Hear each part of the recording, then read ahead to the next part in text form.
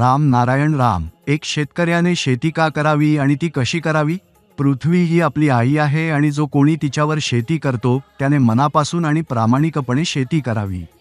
शेती करण्यापूर्वी जमिनीला सन्मान द्यायला हवा, कारण जमीन हीच आपले सर्व काही आहे. शेती सुरू करण्यापूर्वी जमिनीला वंदन करायला हवे, कारण तीच आपल्याला राहण्यासाठी जागा देते आणि खाण्यासाठी अन्न देते. ही गोष्ट प्रत्येक शाळेतील विद्यार्थ्यांना शिकवायला हवी.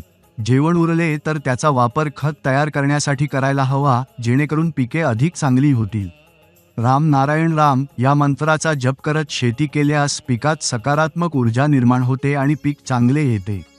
पराली जाळू नये, ती शेतातच मिसळावी, त्यामुळे ती 3 महिन्यांत खतात रूपांतरित होते. पराली जाळल्याने मोठ्या प्रमाणावर प्रदूषण होते.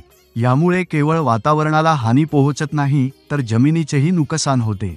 जो कोणी जमिनीवर पराली जाळतो तो मरणानंतर सुद्धा जळेल. शेतकऱ्यांनी आपली जमीन पूजावी. जमीन ही आई वडिलांप्रमाणे आहे. तिला वृद्ध व्यक्तीसारखा सन्मान द्यायला हवा. जमीन कधीही फसवणूक करत नाही. ती कोणालाही दूर करत नाही, कोणाचेही नुकसान करत नाही. ती सर्वांना आपल्या कुशीत बसवते. जमीन म्हणजेच आकाश आणि आकाश म्हणजेच जमीन आहे. म्हणूनच शेती सुपीक करण्यासाठी जमिनीची योग्य काळजी घ्यायला हवी. जेवढे शेतकरी आंदोलन होत असते ते खरे शेतकरी करत नाहीत, तर ते व्यापारी लोक करत असतात, जे लोकांना पैसे देऊन गोळा करतात आणि त्यांच्याकडून आंदोलन करवून घेतात. शेतकऱ्यांनी बँकेतून कर्ज घेण्याची गरज नाही, कारण जमीन हीच आपली सगळ्यात मोठी संपत्ती आहे. ती आपल्याला चांगले पीक देण्यासाठी नेहमीच तयार असते, फक्त आपणच ती घेण्यात अपयशी ठरतो. खऱ्या शेतकऱ्याजवळ इतका वेळ नसतो की तो धरणे धरू शकेल.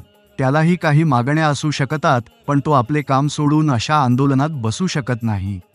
शेतकऱ्यांना व्याजमुक्त कर्ज मिळाले पाहिजे. चीनमध्ये उद्योगधंदा इतक्या वेगाने का वाढतो? कारण तिथली सरकार प्रत्येक नागरिकाला जमीन, पैसा आणि साधनसंपत्ती देते, जेणेकरून ते सहजपणे शेती करू शकतील. याच कारणामुळे चीनने स्वतःची प्रगती साधली. जेव्हा चीन इतका पुढे जाऊ शकतो, तेव्हा भारत का नाही? ही गोष्ट प्रत्येक शेतकऱ्याने समजून घेतली पाहिजे आणि ऐकली पाहिजे.